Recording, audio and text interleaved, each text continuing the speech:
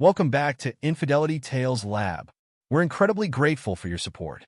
Before we begin today's tale, tell us, which city or country are you joining us from? We love connecting with our global audience. Now let's dive into today's story. Chapter 1, The Quiet Storm. Staff Sergeant Daniel Danny Hayes sat on Sergeant Ronnie Miller's leather couch, nursing his third beer of the evening. The TV played a football game neither man watched, serving only as background noise to their conversation about the old days. Remember that night in Kandahar? Ronnie leaned forward, his eyes bright with nostalgia. When Thompson thought he saw a snake in his sleeping bag. Poor bastard screamed like a kid, Danny said, his voice deep and controlled. He took another sip of his beer, memories of Afghanistan floating through his mind. The war had shaped him, hardened him into the man he was today. At 38, Danny carried himself with the rigid posture of a career military man. His muscular frame and weathered features spoke of countless missions and endless training sessions. Ronnie chuckled, running a hand through his graying hair. Those were simpler times, weren't they? Just us against the world. Speaking of simpler times, Danny said, placing his beer on the coffee table. Heard about your promotion. Congratulations, brother. You earned it. Thanks, man. Ronnie's face lit up. Colonel says I'm taking over the Advanced Training Division next month. Better hours, better pay. Sarah's already planning what to do with the extra money. Danny nodded, thinking about his own wife, Eleanor. She'd been distant lately, spending more time on her phone and making excuses to avoid their usual dinner dates. He pushed the thought aside, focusing on his friend's achievement. You'll make a hell of an instructor, Danny said. Those recruits won't know what hit them. What about you? Ronnie asked, his expression growing serious. Still thinking about taking that deployment to South Korea? Danny shrugged. Eleanor's not too happy about it. Says we need to spend more time together, work on our marriage. He let out a heavy breath. Maybe she's right. Marriage takes work, Ronnie agreed, though his tone suggested he knew there was more to the story. How's Caleb doing at college? Kid's thriving. Top of his class in engineering. Pride crept into Danny's voice. He's got his mother's brains and my discipline. Meanwhile, across town in the Hayes residence, Eleanor paced in the kitchen, her phone pressed to her ear. At 35, she remained strikingly beautiful, with honey blonde hair and sharp green eyes that could charm anyone she set her sights on. Today, those eyes sparkled with excitement as she spoke in hushed tones. Gavin, baby, it's perfect, she whispered, glancing out the window at the empty driveway. Danny's at Ronnie's place. He won't be back for hours. On the other end of the line, Gavin Marshall's smooth voice replied, Are you sure about this, El? Once we start, there's no going back. I've never been more sure of anything. Eleanor's lips curved into a cruel smile. I'm tired of living this lie. Danny's never here, always putting the military first. Do you know he's thinking about another deployment? After everything I've sacrificed. You deserve better, Gavin agreed. His voice dripped with practiced sympathy, though his eyes, had Eleanor been able to see them, remained cold and calculating. But the plan has to be perfect. We can't afford any mistakes. The life insurance policy is ironclad. $2 million, double indemnity for accidents. Eleanor's voice dropped even lower. Stone knows what to do. Stone's the best in the business. Clean, professional, untraceable. Gavin paused. But El, are you absolutely certain? He's still your husband. Eleanor's laugh was bitter. My husband? Danny stopped being my husband years ago. He's just a stranger who sleeps in my bed when he's not playing soldier. She moved to the living room, running her fingers over a framed photo of Danny in his dress uniform. I want my freedom, Gavin. I want a life with you. What Eleanor couldn't see was Gavin's expression as he sat in his restaurant office, feet propped on his desk. His handsome face showed no emotion as he listened to Eleanor's declarations of love. Behind him, Stone stood silently, a mountain of a man with dead eyes and scarred knuckles. Soon, baby, Gavin promised, winking at Stone. Just stick to the plan, and we'll have everything we want. Their conversation was interrupted by an unexpected sound, the front door opening. Eleanor froze, her heart pounding, but it wasn't Danny. Instead, Caleb Hayes stepped into the house, his backpack slung over one shoulder. The 18-year-old moved quietly, intending to surprise his mother, but stopped short when he heard her voice. "Someone's here," Eleanor whispered urgently into the phone. "I'll call you back." But Caleb had already heard enough to make his blood run cold. He pressed himself against the wall, pulling out his phone and hitting record. His mother's voice drifted from the kitchen, resuming her conversation after apparently checking the front hall and missing him in the shadows. "Sorry, false alarm," Eleanor said. "Now, about Stone. You're sure he can make it look like an accident? Trust me, El?" Gavin's voice was clear enough for Caleb to hear. "Stone's handled plenty of similar situations. Your military hero won't know what hit him." Caleb's hands shook as he recorded the conversation, his mind racing.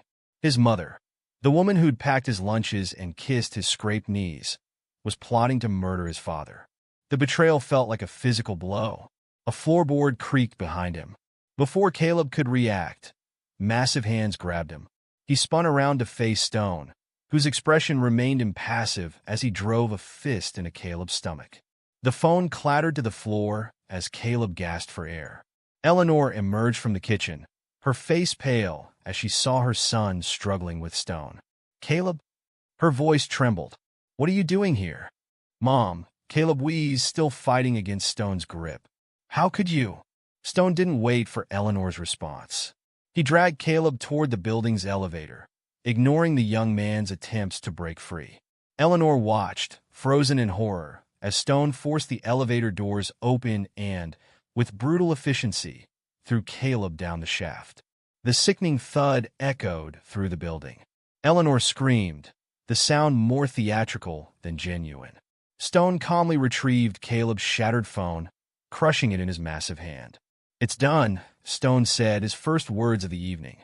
"Call Gavin." Eleanor's hands trembled as she dialed, her voice breaking as she relayed what happened. In his office, Gavin cursed. "This changes everything," he snapped. "Get out of there, both of you. I'll send someone to clean up the mess." As Eleanor and Stone fled the scene, Caleb lay broken at the bottom of the elevator shaft, clinging to consciousness. Through the haze of pain, he focused on one thought. He had to warn his father. Chapter 2. Shattered Realities. The call came at midnight. Danny sat in Roni's living room, their conversation having shifted to upcoming training exercises, when his phone buzzed. The unknown number made him frown. "Staff Sergeant Hayes," he answered, his voice crisp and professional. "Sergeant Hayes, this is Officer Martinez from Metro PD." The voice on the other end was grave. "There's been an incident involving your son, Caleb. He's been taken to Memorial Hospital in critical condition." Danny's fingers tightened on the phone. "What happened?" "He was found at the bottom of your building's elevator shaft. We're treating it as a potential assault case." The world didn't tilt or spin for Danny Hayes. Instead, it sharpened into crystal clarity, his military training taking over. "I'm on my way." Ronnie, seeing his friend's expression, was already on his feet. "What's wrong?" "Caleb's hurt." Danny grabbed his jacket, his movements precise and controlled. "Someone put my boy in the hospital." "I'm driving," Ronnie said, snatching his keys. He knew that look in Danny's eyes. It was the same one he'd worn in combat, right before things got lethal. The drive to Memorial Hospital took 12 minutes. Danny spent each one in silence, his mind racing through possibilities, cataloging questions. Why was Caleb home? Who would want to hurt him? Where was Eleanor? The emergency room buzzed with activity, but Danny moved through it like a missile locked on target. He found Caleb's room in the ICU, his heart clenching at the sight of his son connected to various machines. "Mr. Hayes?" A doctor approached, clipboard in hand. "I'm Dr. Chun. Your son has multiple fractures, internal bleeding, and a concussion. We've stabilized him, but the next 24 hours are crucial." Danny nodded, his expression revealing nothing of the rage building inside him. "Is he conscious?" "In and out. Try not to agitate him." Danny approached the bed, taking Caleb's hand. His son's eyes fluttered open, focusing slowly on his father's face. "Dad," Caleb whispered, his voice barely audible. "Had to warn you. Save your strength, son." "No." Caleb's grip tightened weakly. "Mom, she's planning with Gavin." Danny leaned closer, his voice soft but intense. "Planning what, Caleb?" "Your murder." The words seemed to drain what little energy Caleb had. Heard them, recorded it. Stone caught me. Stone's Gavin's guy. Threw me. Caleb's eyes closed, exhaustion claiming him. Danny straightened, his face a mask of controlled fury. He'd known Eleanor was unhappy, had sensed her growing distant. But this? Planning his murder with her lover? Using some thug to silence their own son? Two police officers entered the room, badges displayed. Sergeant Hayes? I'm Detective Wilson. This is Detective Cooper. We need to ask you some questions. Danny turned to face them, his expression neutral. My son's resting. We understand, but this is a serious matter. There are signs of foul play. I appreciate your concern, Danny said, his tone making it clear he didn't. But right now, my priority is my son's recovery. Detective Wilson pressed on.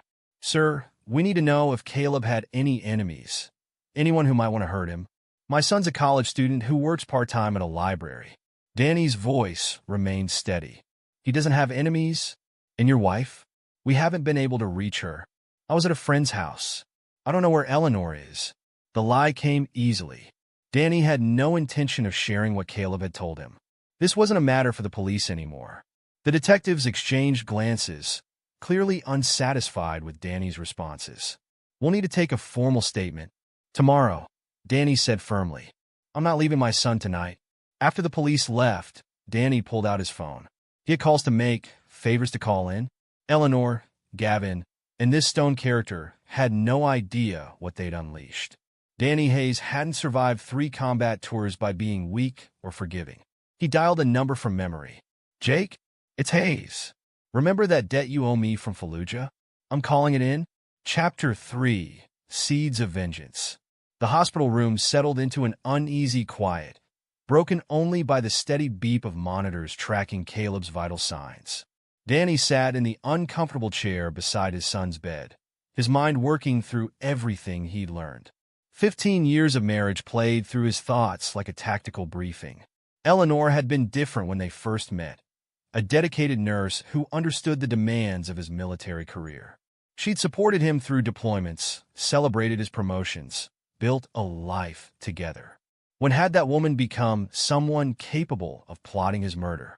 He remembered the small changes, her growing frustration with military life, the subtle complaints about money despite their comfortable living, the way she'd stopped attending unit functions.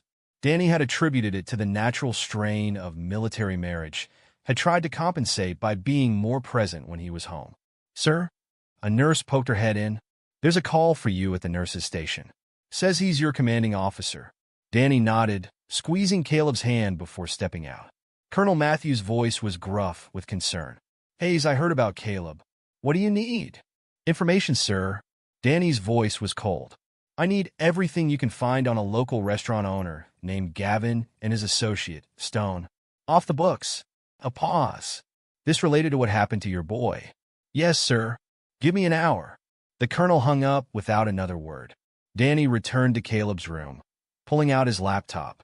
While he waited for Matthew's information, he began his own investigation. Social media revealed plenty about Gavin Marshall, owner of the Blue Room, one of the city's trendiest restaurants. Photos showed a man in his early 40s, expensively dressed, surrounded by admiring patrons. Danny's phone buzzed with a text from Matthews containing several encrypted files. The information painted an interesting picture. Gavin Marshall was swimming in gambling debts, using his restaurant to launder money for local criminals.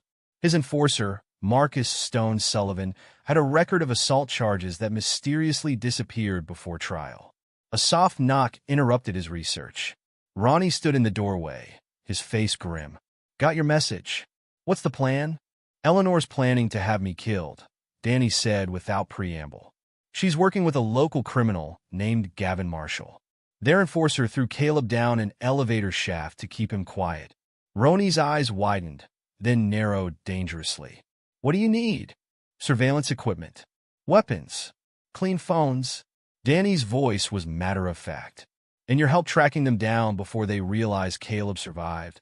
You're going to kill them? No. Danny's smile was terrible to behold. Death would be too quick. I'm going to destroy them completely. Take everything they value, piece by piece, until they wish they were dead. Ronnie nodded slowly. I'll make some calls. But Danny, this has to be handled carefully. One wrong move. I know. Danny looked at his son's battered face. But they crossed the line when they hurt my boy. There's no going back now. While Danny plotted his revenge, Eleanor paced in Gavin's office above the blue room. We have to leave town.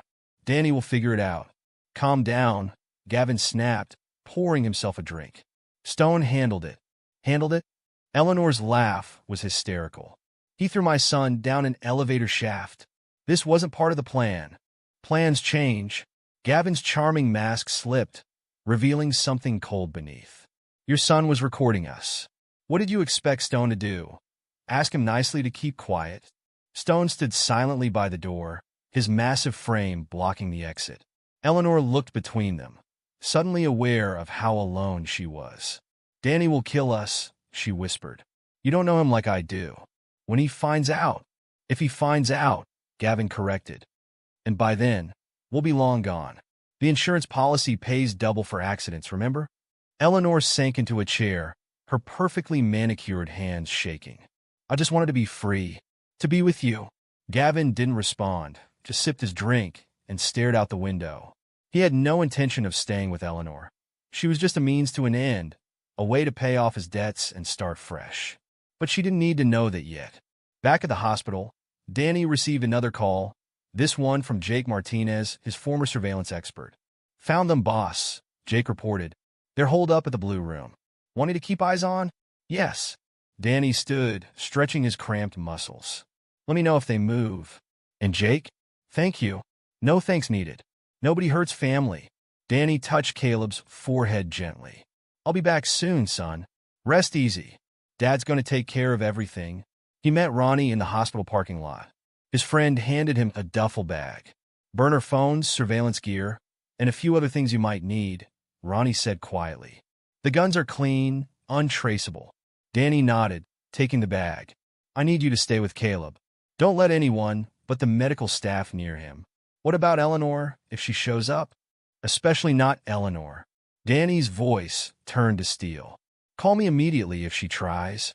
As Danny drove toward the blue room, his phone rang. Eleanor's name flashed on the screen. He answered, keeping his voice neutral. Danny. Eleanor's voice trembled. I just heard about Caleb. Is he okay? Where were you, Eleanor? I was out shopping. Danny, please, what happened to our son? Danny's grip tightened on the steering wheel.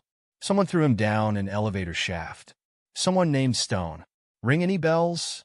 The silence on the other end was deafening. When Eleanor spoke again, her voice was different, calculated. Danny, I don't know what you're talking about. You're not making sense.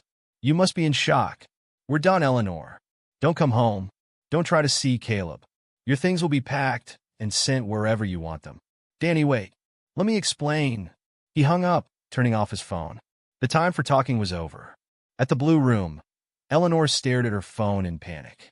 He knows. Oh God, he knows. Impossible, Gavin snapped, but his face had lost some color. Stone, are you sure the kid didn't say anything before? Stone shook his head silently. We need to leave now, Eleanor insisted. You don't understand what Danny's capable of. In Afghanistan, Shut up. Gavin slammed his glass down. No one's going anywhere. If we run, we look guilty. We stick to the plan. Stone will handle Hayes, just like he handled the kid. Eleanor looked at Stone's impassive face and shuddered. She'd wanted freedom, wanted excitement with Gavin. But now she felt trapped between two dangerous men. One she'd betrayed, and one she was beginning to fear she never really knew. Danny parked a block from the blue room, setting up surveillance equipment in a vacant office building with a clear view of the restaurant. Through high-powered lenses, he watched Eleanor pacing in Gavin's office, watched Gavin drinking and making angry phone calls, watched Stone standing guard like a statue. His phone buzzed with a text from Jake. Got the building plans you requested. Sending now. Danny studied the blueprints of the blue room, memorizing exits, electrical panels, gas lines. His training kicked in automatically, identify vulnerabilities, plan contingencies, control the battlefield. Another text from Jake. Financial records show Gavin's underwater. Owes money to some serious people. Wanting to make some calls? Not yet. Danny replied. Let them stew. He watched through the lens as Eleanor and Gavin argued, their gestures becoming more animated. Stone moved between them, separating them with his bulk. The scene confirmed what Danny had already suspected. Their alliance was fragile, built on lies and desperation. His phone buzzed again, this time from Ronnie. Caleb's awake. Doctors say he's stabilizing. He's asking for you. Danny packed up his equipment. He had what he needed for now, confirmation of their location, their patterns, their dynamics. The rest could wait. His son needed him. Back at the hospital, Caleb was propped up slightly, his eyes clearer. Dad, I'm here, son. Danny took his hand. How's the pain? Been better. Caleb attempted a weak smile. Did you get my message? About Mom? I got it. Don't worry about that now. Focus on getting stronger. Dad. Caleb's grip tightened slightly. What are you going to do? Danny met his son's eyes. What needs to be done? They're going to pay for hurting you, but I need you to trust me. Don't tell the police anything yet. Caleb nodded slowly. I trust you, Dad. A nurse entered to check Caleb's vitals, and Danny stepped into the hallway. Ronnie followed. The doctors want to keep him for observation, Ronnie reported. At least a week. Good. That gives me time. Danny's face was hard. Eleanor, Gavin, Stone, they think they're hunters. Time to show them what it feels like to be prey. As night fell over the city, 3 people sat in a restaurant office, unaware they were already caught in a web of their own making. And in a hospital room, a father watched over his son, his mind calculating, planning, preparing for the retribution to come. The foundation of deceit had been laid, and now the real hunt would begin. Chapter 4. The Shadow Stalker. Danny Hayes sat in his makeshift command center, surrounded by surveillance equipment and monitors. The abandoned office space, rented under a false name, gave him a perfect view of the Blue Room. 3 screens displayed different angles of the restaurant's exterior, while a 4th showed thermal imaging of the interior. Targets on the move. Jake's voice crackled through the radio. Eleanor just left through the back entrance, heading east on foot. Danny adjusted his earpiece. Stay on her. What about the others? Gavin's still inside with Stone. They're arguing about something. Through high-powered microphones, Danny could hear fragments of their heated discussion. Gavin's voice rose in anger. She's becoming a liability. This wasn't supposed to get complicated. Phone taps active, Ronnie reported, joining Danny at the monitors. He handed over a tablet displaying text messages and call logs. They're planning to split up. Eleanor spooked. Danny studied the messages between Eleanor and Gavin. His wife had been busy. Multiple bank transfers, whispered promises, desperate pleas for reassurance. But it was Gavin's messages to someone else that caught his attention. Look at this. Danny pointed to a thread. Gavin's got another woman, some model named Victoria. He's been promising her the same things he promised Eleanor. Ronnie whistled low. Man's playing with fire. Time to add fuel. Danny pulled out a burner phone and typed a message, sending it to Eleanor's number. Check your lover boy's Instagram DMs with Victoria. Thought you should know. A friend. Within minutes, Eleanor's dot on the GPS tracker stopped moving, then reversed direction. Danny allowed himself a small, cold smile. She's heading back to the Blue Room. You're going to let them tear each other apart? Phase 1. Danny checked his weapons. A combat knife strapped to his ankle, a suppressed pistol at his back. Divide and conquer. Military Strategy 101. Across town, Eleanor burst into Gavin's office, her face flushed with rage. You lying bastard. All this time? Gavin looked up from his desk, confusion quickly masked by charm. Oh, baby, what's wrong? Don't baby me. She thrust her phone in his face. Victoria? The swimsuit model? How long have you been playing me? Stone moved from his corner, but Gavin waved him back. Eleanor, you're not thinking clearly. Who sent you those messages? Does it matter? They're real, aren't they? Eleanor's voice cracked. I gave up everything for you. My marriage, my family, my son. Your son? Gavin's charm vanished. You mean the witness who could send us all to prison? The one who survived thanks to Stone's incompetence. Stone's massive frame tensed, but he remained silent. Don't you dare blame this on Stone. Eleanor's laugh was hysterical. This was your plan. You promised me freedom, love, a new life. But you're just like Danny said, a user. Like Danny said? Gavin's eyes narrowed. When exactly did you talk to Danny? Eleanor realized her mistake too late. Gavin nodded to Stone, who moved to block the door. Have you been in contact with your husband this whole time? Gavin's voice dropped dangerously. Playing both sides, Eleanor? No. He called me about Caleb. That's all. Eleanor backed away, but Stone was behind her. Gavin, please. Search her, Gavin ordered. Stone's huge hands patted Eleanor down, finding her phone. He tossed it to Gavin. Danny watched the scene unfold through his surveillance feed. Eleanor's panic was visible even on the thermal imaging. Jake, what's your position? Northwest corner, clear view of the office. Want me to move in? Negative. Let it play out. Gavin scrolled through Eleanor's phone, his face darkening. Interesting call history, El. Lots of unknown numbers. And these text messages. Warning us about police surveillance? Trying to save your own skin. It's not what you think. Eleanor tried to snatch her phone back, but Stone held her arms. I was protecting us. Us? Gavin laughed. There is no us. There never was. You were a means to an end, insurance money, and a clean getaway. But now, he nodded to Stone. Take her to the basement. We need to have a longer conversation about loyalty. Danny's radio crackled. Sir, they're moving Eleanor downstairs. Want me to maintain visual? Negative. Fall back to position 2. Time to move to phase 2. Danny checked his watch. Ronnie, you in position? Ready when you are. Security cameras are looped, alarm systems disabled. Danny stood, checking his equipment one final time. Remember, no one moves without my signal. We're doing this by the book. Meanwhile, in the Blue Room's basement, Eleanor sat tied to a chair, mascara running down her cheeks. Gavin, please. I can explain everything. Explain what? Gavin paced before her. How you've been feeding information to Danny. How you're probably wearing a wire right now. No, I swear. Stone searched her, finding nothing. Gavin's paranoia had reached new heights. You know what your problem is, Eleanor? Gavin leaned close, his handsome face twisted with contempt. You think you're smarter than everyone else? Play me against Danny, Danny against me. But you're just a bored housewife who watched too many soap operas. Eleanor's fear turned to anger. And you're just a two-bit con man drowning in gambling debts. You think I didn't know about that? About the money you stole from the restaurant? About the people you owe? Gavin's hand cracked across her face. Shut up. Truth hurts, doesn't it? Eleanor spat blood. Danny will find us. And when he does... When I do what? Danny's voice came from the darkness.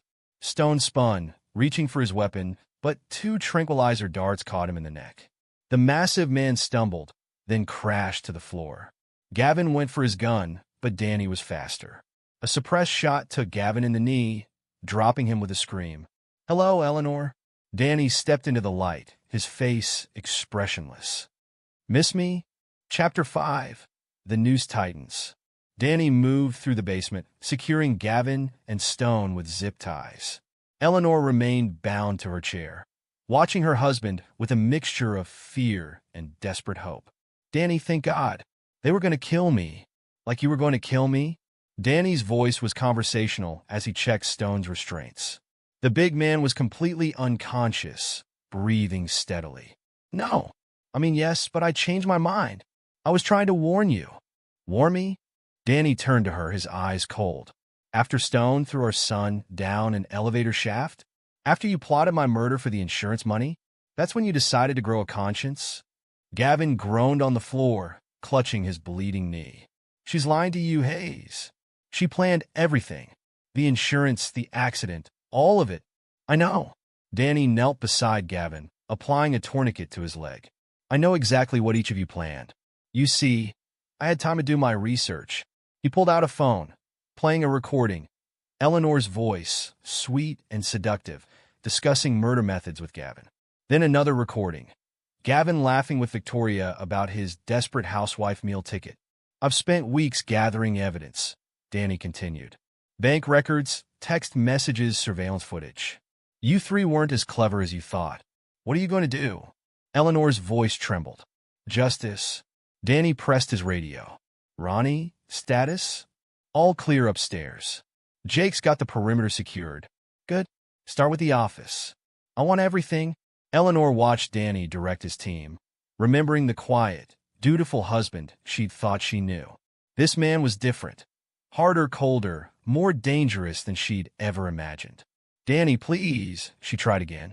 We can work this out. For Caleb's sake. Don't say his name.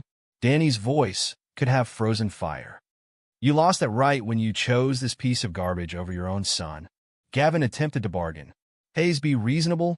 I've got money connections. We can make a deal. A deal? Danny pulled up another recording on his phone. Like the deal you made with the Mendoza cartel? Or the money you've been laundering through your restaurant? Gavin's face went pale. How did you? I told you. I did my research. Right now, the DEA is receiving an anonymous tip about your operation, along with bank records, supplier lists, and surveillance footage. You can't do this. Gavin struggled against his restraints. They'll kill me. Should have thought of that before you sent Stone after my son. Danny turned to the unconscious enforcer. Speaking of whom, he pulled out a file. Marcus Stone Sullivan. 3 assault charges, 2 attempted murders, all mysteriously dropped. But not this time.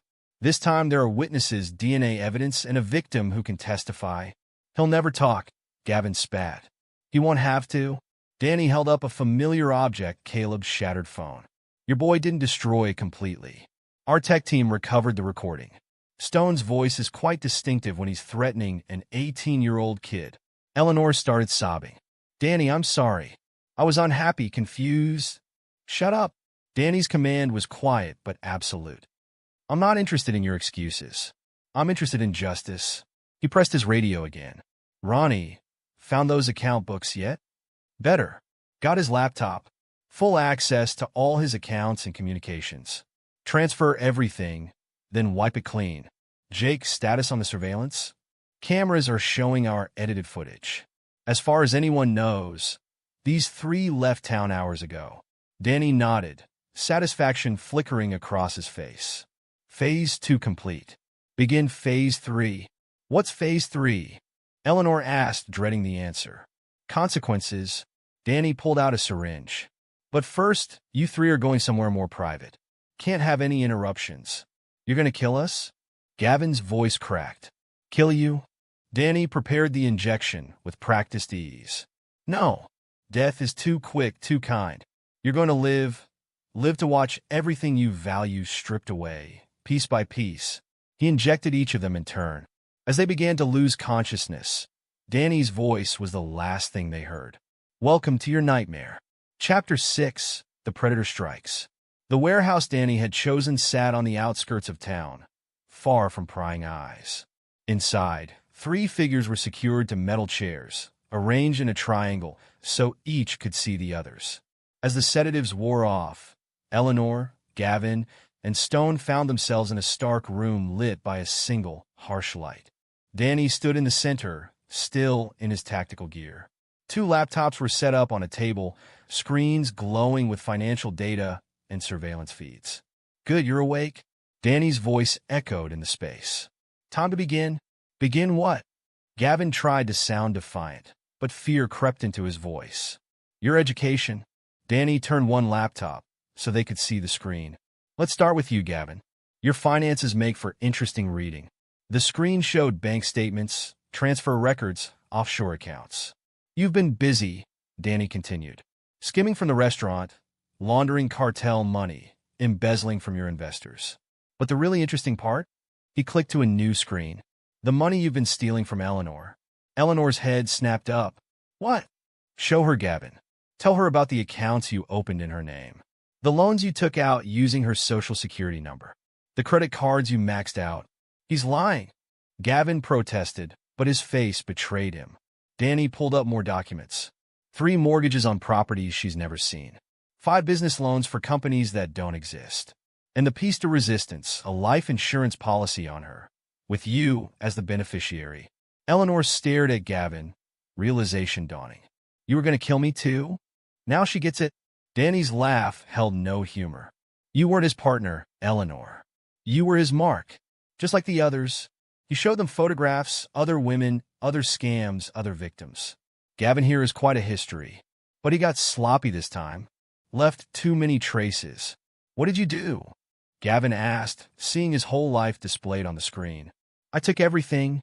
Danny pressed a key. Your accounts are empty. Your property's seized. Your restaurant? Under investigation for health code violations, tax fraud, and criminal enterprise. Gavin lunged against his restraints. You can't do this. I already did. Danny turned to Stone. Your turn, big man. Want to tell them about the recordings? Stone remained silent, but his eyes widened slightly. No. I'll tell them. Danny played an audio file. Stone's voice discussing past jobs with an undercover officer. Amazing what people will say when they think they're talking to a potential employer. You set me up? Stone spoke for the first time, his deep voice rough. Didn't have to. Just had to find the right people to talk to. Show them the right evidence. Danny pulled up police reports, witness statements, DNA records. You left quite a trail of bodies, Stone. Time to answer for them. Eleanor watched her husband work, seeing a side of him she'd never known existed. This wasn't the quiet military man who read the paper on Sunday mornings. This was someone else, someone who knew how to break people. And you, Eleanor? Danny turned to his wife. You thought you were so clever, playing everyone against each other. The grieving military wife, the seductive mistress, the concerned mother. He showed her text messages, photos, recordings of her own voice plotting his murder. Your parents have already seen these. So have your friends, your co-workers, your church group. Everyone knows what you really are now. Eleanor broke down completely. Please, Danny. I'll do anything. Anything? Danny's voice was soft, dangerous. Like you did anything for Gavin? For our son. He moved closer, his presence overwhelming. You wanted excitement? Eleanor? Adventure? Well, congratulations. You got it.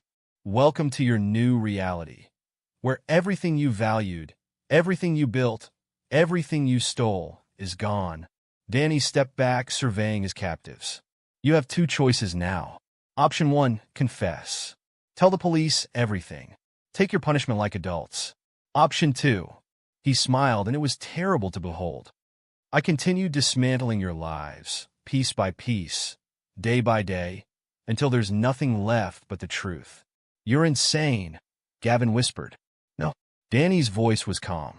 I'm a father protecting his son. I'm a soldier delivering justice. I'm the consequence of your actions. He turned to leave, pausing at the door. Think about your choices. I'll be back in an hour. Oh, and don't bother trying to escape. The room is monitored, and my friends outside are very good at their jobs. The door closed, leaving the three conspirators alone with their fears and the weight of their decisions. They looked at each other, former allies now turned enemies, each wondering who would break first. Danny stood outside, listening to their accusations and recriminations through his earpiece. Phase 3 was complete. Now he just had to wait for them to destroy each other. Chapter 7. The Price of Betrayal. The warehouse stood silent as police vehicles surrounded it, red and blue lights painting the walls. Detective Wilson approached the entrance, gun drawn, followed by his team. The anonymous tip had been specific, 3 suspects inside, all restrained. They found Eleanor, Gavin, and Stone exactly as described. Each bore signs of interrogation, not brutal enough to be illegal, but precise enough to break them. Stone's massive frame slumped in his chair, his usual stoic demeanor shattered. Gavin nursed his wounded knee, mumbling incoherently about bank accounts and lost millions. Eleanor sat rigid, mascara streaked down her face, repeating, he knew everything over and over.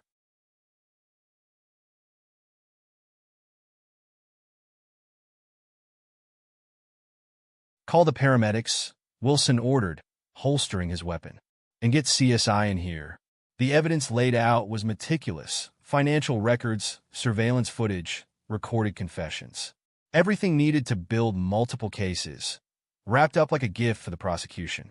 Across town, Danny's phone buzzed. Roni's voice came through, tense with anger.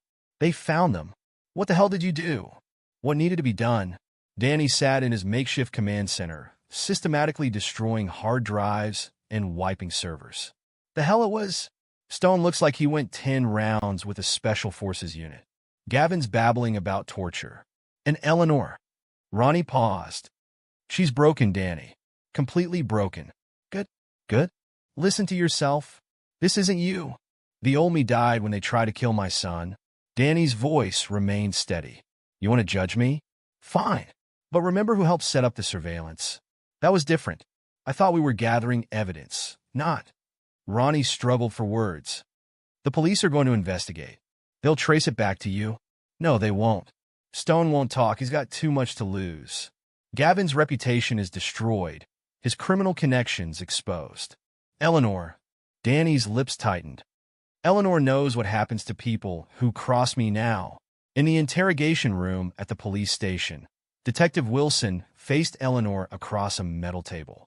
Mrs. Hayes, we need your statement. Eleanor stared at her hands. You wouldn't believe me. Try me. Danny. He knew everything. Our plans, the insurance scam, Gavin's other women. She looked up, eyes haunted. He made us watch as he destroyed everything we had. Piece by piece. Bank accounts emptied. Reputations ruined. Secrets exposed. Are you saying your husband did this? Eleanor laughed, the sound brittle. Prove it. He left no traces. No evidence. Just like in the military. The perfect operation. Wilson pushed a pad of paper toward her. Write it down. All of it. Why? So you can go after him. Eleanor picked up the pen. You don't understand. He won. He broke us completely. And the worst part? Her hand trembled. We deserved it. At the hospital, Danny visited Caleb. His son was recovering well, though the physical therapy would take months. The police found them, Danny said, taking Caleb's hand. Mom? She'll face charges. They all will. Danny's voice softened slightly. You don't need to testify. The evidence speaks for itself. Did you? Caleb hesitated. What did you do to them? Nothing they didn't deserve. Danny met his son's eyes. They planned to murder me for money. They hurt you to cover it up. Actions have consequences. The police came by earlier, Caleb said. Asked a lot of questions about you. Let them ask. Focus on getting stronger. A knock interrupted them. Ronnie stood in the doorway, his face grim. Danny, we need to talk. Now. In the hallway, Ronnie handed Danny a phone. They're building a case against you. Wilson's determined to prove you orchestrated everything. Let him try. Danny scrolled through the messages. Our tracks are covered. The warehouse lease, the surveillance equipment, the financial trails. All dead ends. This isn't over. Yes, it is. Danny deleted the messages. Eleanor and her lovers destroyed themselves. I just helped them along. And the torture? The psychological warfare? Enhanced interrogation. Danny's smile was cold. Nothing illegal. Nothing provable. Just enough to break them. Back in his hospital room, Caleb watched his father through the window. The man who'd taught him to fish, helped with his homework, cheered at his graduation. That man was gone. In his place stood someone harder, colder, shaped by betrayal into something dangerous. Mr. Hayes? A nurse approached Danny. There's a detective here to see you. Wilson appeared, notepad in hand. We need to discuss what happened at the warehouse. Do we? Danny's expression gave nothing away. 3 people were held captive, tortured psychologically, their lives systematically destroyed. Wilson studied Danny's face. That takes resources, training, military expertise. Sounds like you have theories. I have evidence? No, Danny said softly. You have suspicions, but what you don't have is proof. What you can prove is that 3 people conspired to commit murder for insurance money. That they attempted to kill my son to cover it up. Focus on that, detective. Wilson stepped closer. This isn't over, Hayes. Yes, it is. Danny turned away. My son needs me. Chapter 8. Healing and Acceptance. 3 months passed. Danny and Caleb moved to a small house in a neighboring town, away from the whispers and stares. Caleb's physical therapy progressed well, though he still walked with a slight limp. You sure about this? Caleb asked as they unpacked boxes. Moving away from everything? Fresh start. Danny arranged Caleb's textbooks on a shelf. The trial's over. Eleanor, Gavin, and Stone are in prison. Time to move forward. The therapist called again. Danny paused. Did she? She thinks it would help. Processing everything that happened. I processed it just fine. Dad. Caleb touched his father's arm. What you did? I understand why. But carrying that weight alone. Danny looked at his son. No longer the boy in the family photos, but a young man who'd seen too much too soon. Fine. One session. Dr. Sarah Chin's office was comfortable but professional. Danny sat rigidly in the leather chair, evaluating sight lines and exits out of habit. Mr. Hayes, Dr. Chin began. Why are you here? My son insisted.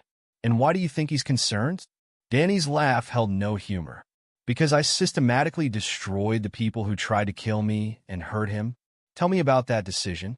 What decision? They chose their path. I simply helped them reach their destination. Dr. Chin leaned forward.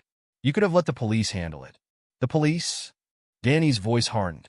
While they gathered evidence, filed warrants, followed procedures, while Eleanor and her lovers escaped. No. Justice needed to be immediate, absolute, and the torture? Enhanced interrogation. Danny's correction was automatic. Nothing illegal.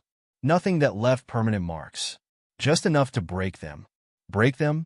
They needed to understand consequences. Feel the same helplessness Caleb felt at the bottom of that elevator shaft. Danny's hands clenched.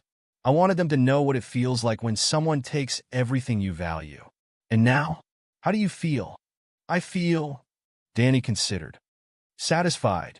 They'll never hurt anyone again. Caleb is safe. Justice was served. At what cost to you? Cost? Danny stood, pacing. I lost my wife years ago. She just didn't tell me. Lost my faith in people, in love and trust. But I gained something too. What's that? Clarity. Understanding what I'm capable of.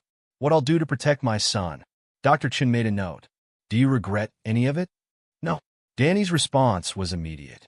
I regret not seeing Eleanor's betrayal sooner. Not protecting Caleb better. But what I did to them.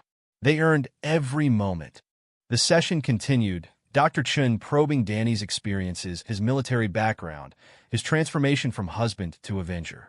Danny answered honestly but selectively, revealing enough to satisfy Caleb's concerns without exposing his deeper methods. At home, Caleb waited on the porch. How was it? Enlightening. Danny sat beside him. She thinks I need to process my trauma. Don't we all? Danny looked at his son, stronger now but changed. The innocence was gone, replaced by something harder, more knowing. Like father, like son. We process in our own ways, Danny said. Some people need words. Others need action. And revenge? Justice, Danny corrected. Revenge is emotional. Justice is rational. Calculated. Caleb nodded slowly. Like you were?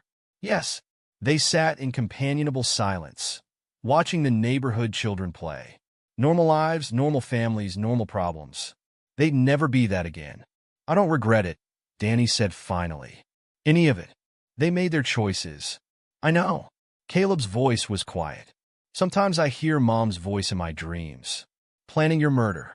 Then Stone's hands grabbing me. Danny's arm went around his son's shoulders.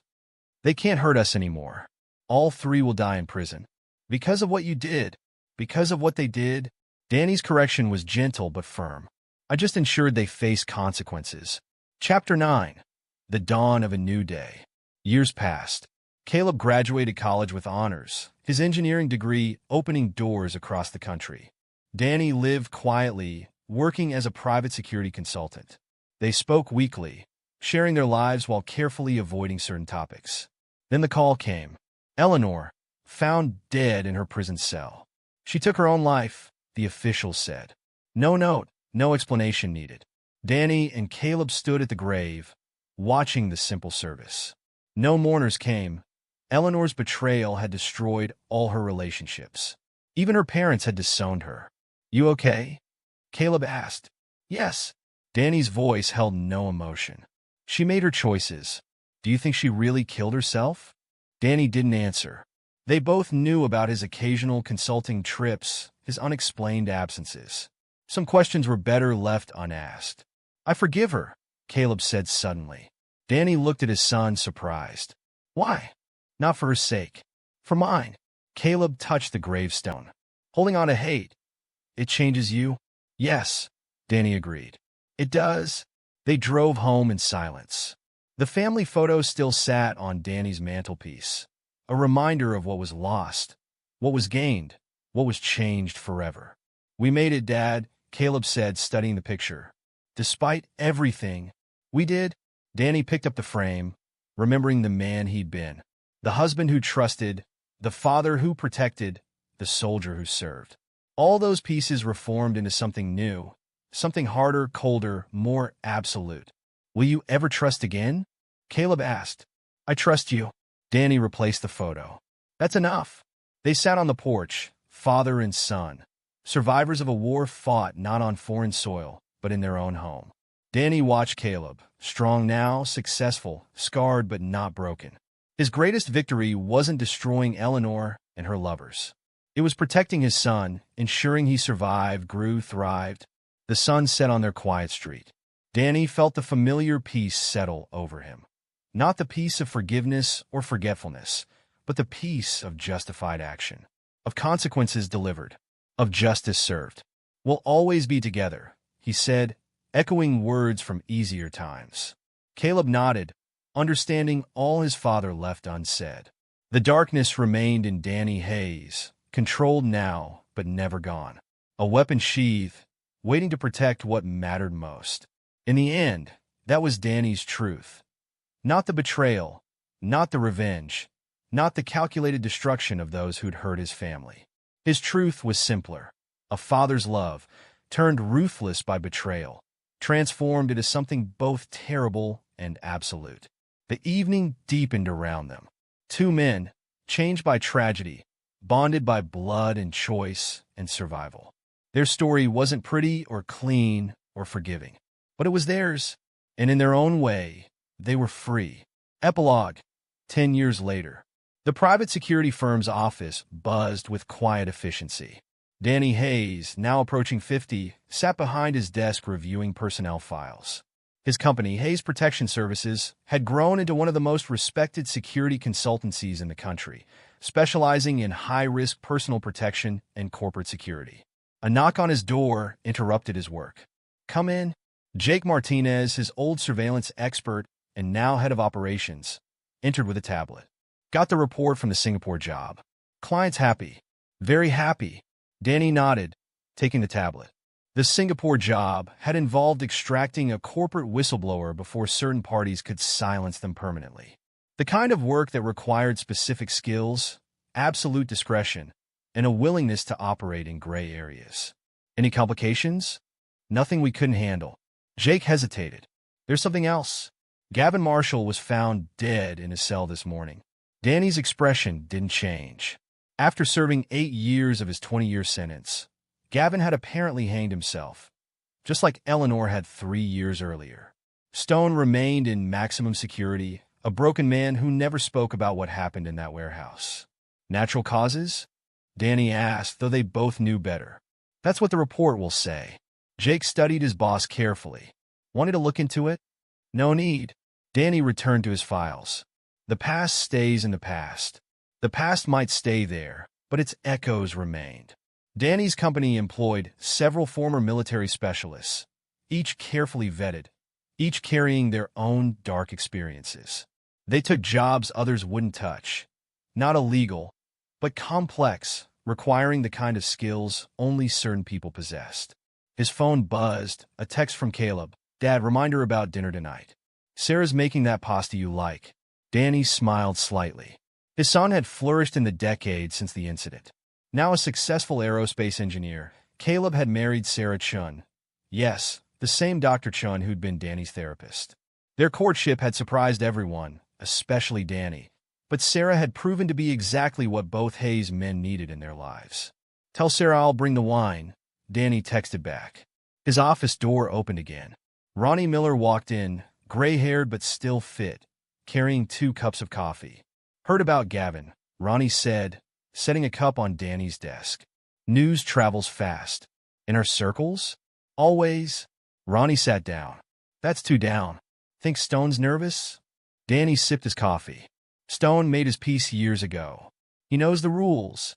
Those rules had been simple. Complete silence about the warehouse incident in exchange for certain protections in prison. Stone had kept his end of the bargain, surviving where Eleanor and Gavin hadn't. Caleb asked about Eleanor last week. Ronnie mentioned. Wanted to know if you ever regretted how things played out. What did you tell him? The truth. That you did what was necessary to protect him. Danny nodded. The years had tempered his rage, but not his conviction. Eleanor's betrayal, Gavin's manipulation, Stone's violence, they'd all earned their fates. His computer chimed with a new email. Another job request, this one from a wealthy businessman whose daughter was being stalked by an obsessive ex-employee. The kind of case Danny's firm specialized in, protecting the vulnerable from those who'd harm them. Take a look at this, he told Ronnie, turning the screen. Ronnie read quickly. Sounds familiar. Guy with a military background, stalking skills, doesn't take rejection well. Like looking in a mirror, isn't it? Danny's voice held dark humor. Except we were the good guys. Were we? Ronnie raised an eyebrow. You tortured 3 people, destroyed their lives, and possibly arranged their deaths years later. I delivered justice. There's a difference. Is there? Danny leaned back, considering. The decade since the warehouse had changed him, but not in the ways people might expect. He'd grown more controlled, more precise in his methods.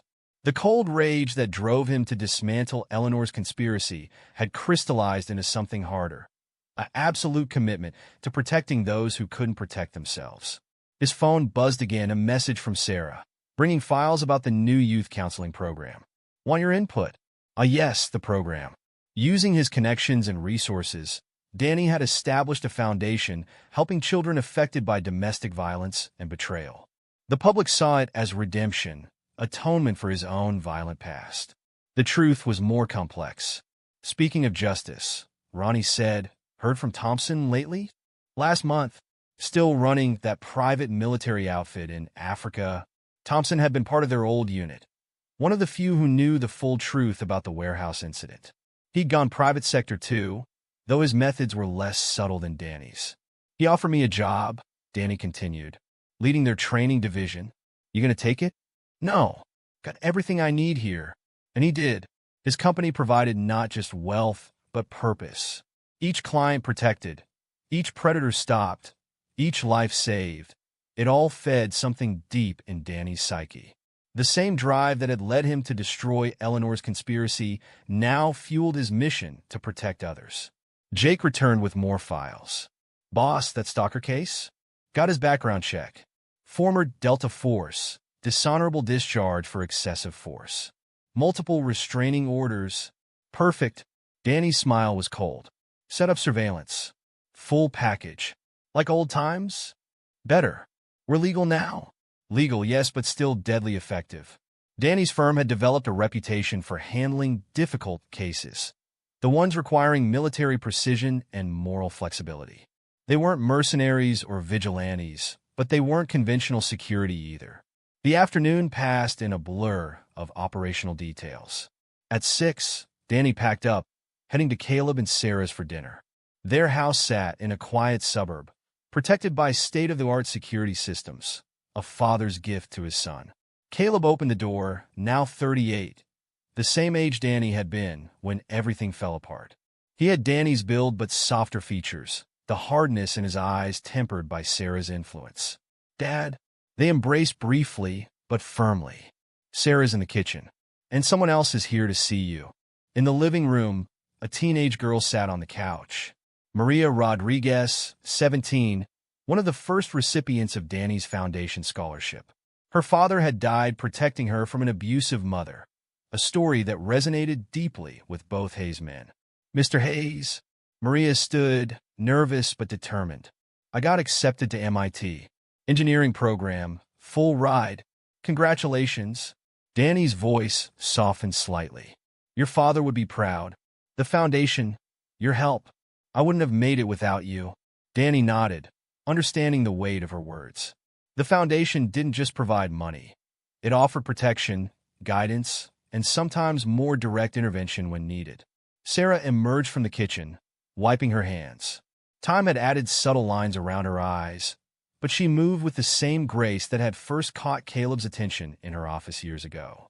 Danny, she hugged him warmly. We need to discuss the new counseling center. The renovation plans. After dinner, Danny insisted. Family time first. Family. The word held different meaning now. Not the false ideal he'd lived with Eleanor, but something stronger, forged in fire and blood. Caleb and Sarah, their growing circle of protected charges, the loyal operators who'd followed him from military to private sector.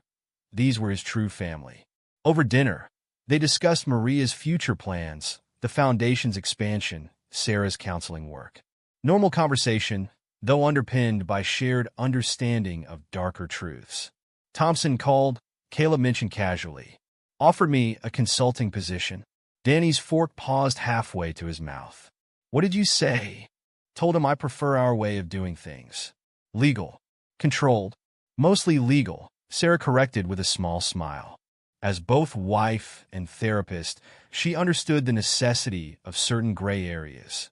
After dinner, Danny and Caleb sat on the back porch, while Sarah showed Maria some college preparation materials. Heard about Gavin, Caleb said quietly. Did you? Self-destruction. Like Mom. Caleb's voice held no emotion. Convenient. Sometimes justice takes time. They sat in comfortable silence, each lost in thought. The past decade had brought changes neither could have imagined in that hospital room after Stone's attack. Danny's security empire, Caleb's engineering success, their shared mission through the foundation, all born from that crucible of betrayal and vengeance. The new client, Caleb said finally. The stalker case. Need any help? Danny glanced at his son. Caleb still maintained his engineering career, but occasionally assisted with technical aspects of Danny's operations.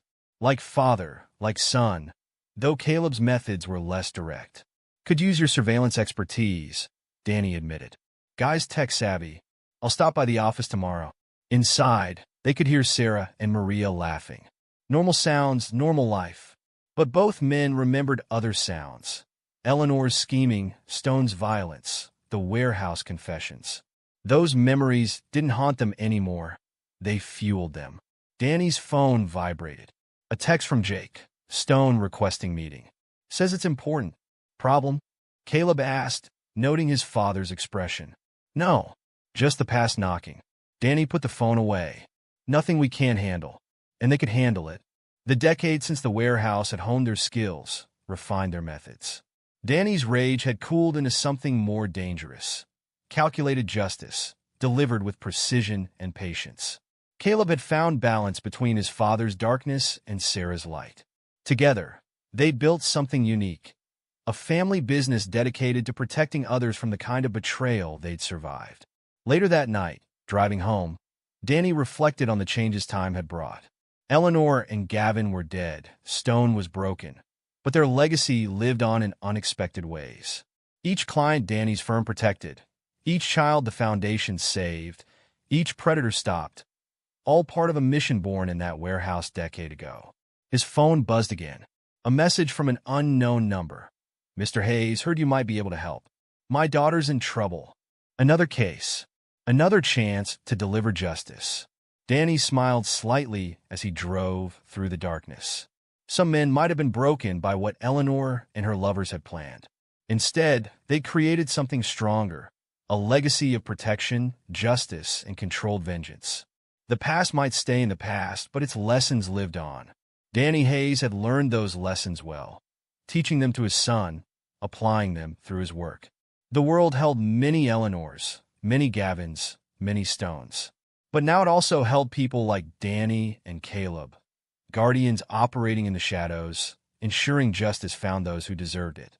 Tomorrow would bring new challenges. Stone's request, the stalker case, foundation business. But tonight, Danny drove home content, knowing he built something lasting from the ashes of betrayal. Not just survival, but purpose. Not just vengeance, but justice. The night wrapped around his car like a familiar cloak. Somewhere out there, people plotted betrayals, planned violence, threatened the innocent. And somewhere out there, Danny Hayes and his team waited, ready to ensure that actions always had consequences. That was his truth now. Not victim, not villain, but vengeance turned to purpose. The man who destroyed his wife's conspiracy had become something more, a protector, a teacher, a force for calculated justice. The story that began with betrayal had evolved into something greater. Danny smiled again, a predator smile, as he turned toward home. Tomorrow would bring new battles, new justice to deliver. He was ready. He always would be. And there you have it.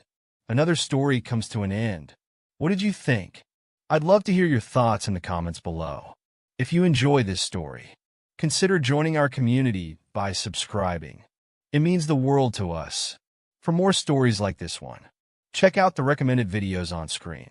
And I'll see you there.